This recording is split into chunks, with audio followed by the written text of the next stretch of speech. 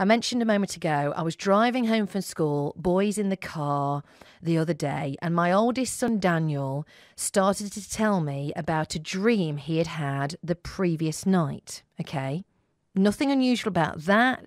Quite often you'll wake up and have had a vivid dream and you can remember it so clearly that you talk about it, so that's fine. But as he starts to tell me about the dream, there was just one element of the dream that really, it spooked me, is the only way I can describe my reaction to this, okay? He explained that during this dream, he was trying to get away from somebody. And apparently, quite often, in lots of dreams he suddenly has the ability to fly. Right. Now, I know you probably think, well, loads of people get that dream. That's not unusual. The unusual bit about this was the fact that when he flies, the only way he can fly through the air in his dream is by swimming, by doing breaststroke. Okay?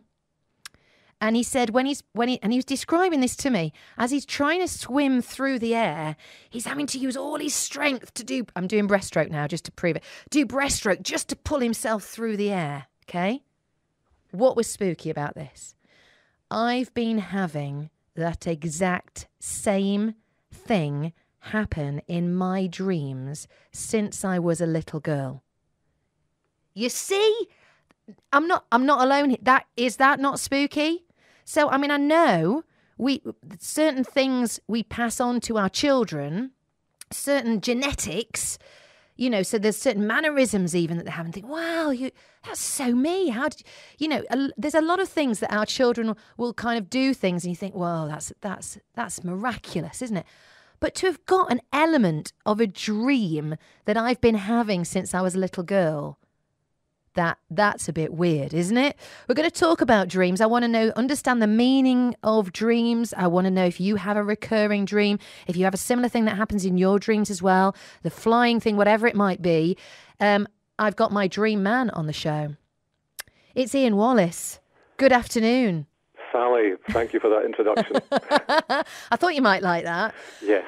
Now, of course, you are my dream man because you are one of those very clever people who can understand the meaning behind things that happen in dreams. Have you ever come across this in your experience where a child has picked up an element like that they have in a recurring dream from their parents? Because I think that's a bit weird.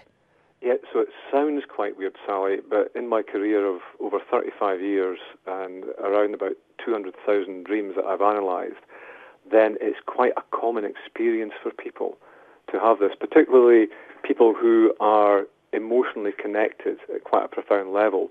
So through a family, through perhaps siblings, but certainly with a mother and child, very often there's a similar way of engaging with challenges in waking life, and that's reflected in the dream life. So what we have to understand, Sally, is that the dream doesn't happen to you. You actually happen to the dream, and you create everything in it. And it's actually your way of updating your sense of self and who you are and what you need and what you believe. And what you do with that in waking life, it's a model for your children and for your son, Daniel. So the way that you deal with challenges, he'll start to deal with them in the same sort of way. So the dreams that you have both been creating, you and Daniel, are quite common dreams. The being chased dream is the number one most common dream all around the world. Mm. The flying dream, the flying floaty dream, is the sixth most common dream. So they are quite universal dreams and universal dream themes. But wonderful thing about dreaming is that you actually connect your inner world to the outer world. You connect the individual to the universal and use it in your own way. So when you dream of floating, when you both create this dream of floating, it's an opportunity to give yourself more freedom to explore your feelings rather than becoming too emotionally attached to a situation. That's what that floating part's about. And that's carried over in the swimming, because what swimming symbolises is your ability to immerse yourself in your emotions and actually work your way through them by using your own self-motivation and energy.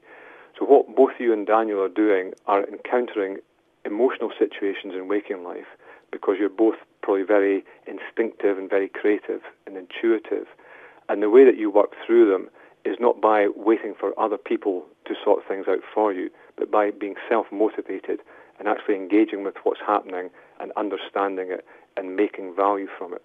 So that's why you're creating these similar dream themes. It's not just because something's happening to you coincidentally.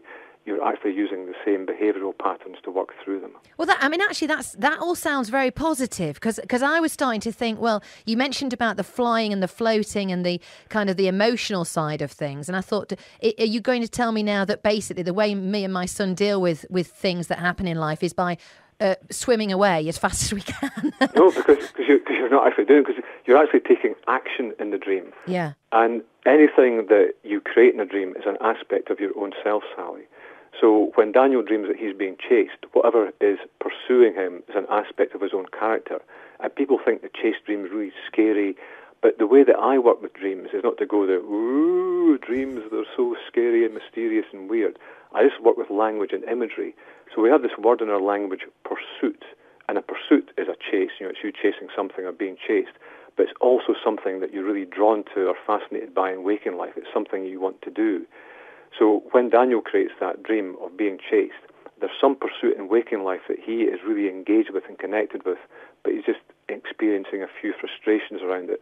So the way that he deals with that is to start to engage with it emotionally. Instead of just observing it and thinking of it in an idealized way, he takes practical action to make it happen. Like you were doing when you were gesturing to all our listeners, and we can't see you in Radioland doing the breaststroke, but that's actually you pulling yourself through a situation by using your own self-motivation and energy. So both you and Daniel, you're not running away from challenges, you're actually engaging with them and creating value from them. Wow, it's fascinating. Right, we've got a couple of texts that have come through on dreams that listeners have had. We'll take some calls as well if anybody wants to join in and maybe put their dream to Ian. I'm sure he'll work his way through it as best he can. So give us a call, 01332 616161. Ian, stay right there. We'll be back with you shortly. We're talking dreams with Ian Wallace. He writes about the meaning of dreams, and we're going to put some of your dreams to test Ian, see if he can work out what they all mean. Jean in Turnditch, afternoon to you. She has texted with this one, Ian, okay? So she says she has a recurring dream and it's about her dying. She said it's almost nightmares, and the worst is that I haven't said goodbye to the children. In these dreams, I wonder if Ian can help solve this for me. I am unable to take a call as I am a bit busy at the moment. So when she goes through the dream, she can't get hold of anybody as well. So she feels like she can't talk to anybody. She can't get hold of her children to say goodbye, and she's dying. What does that all mean? That's a bit weird, isn't it? Yeah, so although you may be trying to put me to the test here, Sally, I've analysed this particular dream thousands of times. Oh, okay. So it's quite common then, is it? Yes, yeah. So it's the 29th most common dream that people have, a dream of dying, that feeling of just leaving and trying to communicate something. So in Jean's dream, when we dream of dying, to start off with, it's not about death. It's about a transformation. It's about the ending of one way of working or being or one aspect of the life and moving on to a new opportunity. So it's a very, very healthy thing. It's just the end of a particular period of activity and affirming a whole new area of opportunities opening up for Jean. And when we dream of children, we're not dreaming of our real children. We're dreaming of things that are precious to us, usually things that we do, talents that we have, creative pursuits that are real labours of love for us that we nurture and develop. So Jean has probably got something that she wants to do, some talent, some idea, some plan that she's had for ages, for years and years, and she's trying to communicate that to other people. She's trying to articulate what that talent is and how she can create value from it. And she's getting some real frustrations around that in waking life. So a dream is just a dream until you put it into action. So the action for Jean is that whatever she really wants to do with her life, the thing that she really wants to do most and would be really, really valuable for her, she has to work out the best way of communicating that to other people so she can leave some things behind that have been holding her back and step into new opportunity and actually put her ideas into action. So that's what our dream is all about. Wow, because I always thought it was kind of an opposite thing. So if you dream about dying, it's the opposite. It's about a new birth. Yeah, so that's one of the challenges in working with dreams, Sally, is there's so many ideas and viewpoints, And I have to say, just from my experience, a lot of them just don't work. I'm very, very focused on how to use your dreams in a really practical manner. So this was all about endings. And when we actually think of any rituals around death and waking life, they're all about celebrating an ending so a new beginning can start. So for Jean, she has just to let go of some things of the past that have been holding her back and then move forward. The opposite thing kind of works sometimes, but it's not really how the dream works. No. You just work with the language and the imagery. No, but I like the positivity from that, so Jean should be pleased. All right, Julie in Swaddling Coat says this: I dream a lot. When I am stressed, though, I dream about exams I took 30 years ago, and in the dream I haven't done any work, so I wake up in a sweat. I also have lots of dreams where people are mixed up in them that I may have been acquainted with years ago, but they're doing things which are completely out of context. In a dream, though, it's perfectly normal. Weird or what, says Julie. Is it weird? No, I'd go for the what. One of the things, again, working with dreams, Sally, is that people go, oh, dreams are so weird, there's such a mystery to us. But the truth is they're not. There's lots and lots of really good information out there about dreams and how to use them really sensibly. So Julie's dream is the 5th most common dream that people have all around the world. I mean, as we speak and our listeners are listening, people are having this dream right now. And when you dream about being unprepared for an exam, what Julie's actually thinking about is how she performs in waking life. Exams are how we judge our ability to perform. So Julie is very often critically examining her own performance in waking life and endlessly self-examining. Did she do that well enough? Being quite self-critical. But the truth is that the real test of character and talent is not endlessly judging your talents, but being able to accept them and celebrate them. So rather than Julie being so self-critical, the action from this dream for her is to actually realize that she has a lot of talents and to use them wisely rather than constantly judging herself. And that comes through in her dream about acquaintances. So we said that the dream doesn't happen to us, we create the dream, and we create all the people in the dream, and these reflect aspects of our own character. So when you dream of acquaintances from some years ago, you're actually dreaming of aspects of yourself that you're getting reacquainted with.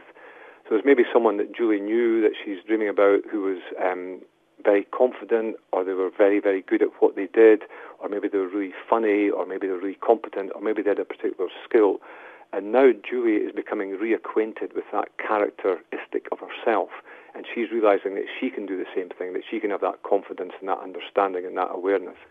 So she's becoming reacquainted with her own talents, and rather than judging them harshly all the time, she needs to accept her abilities and use them. Wow, brilliant. Fascinating stuff. I could talk about this all day. Ian, it's been great to talk to you today. Thank you for joining us on the show. Officially, my dream man.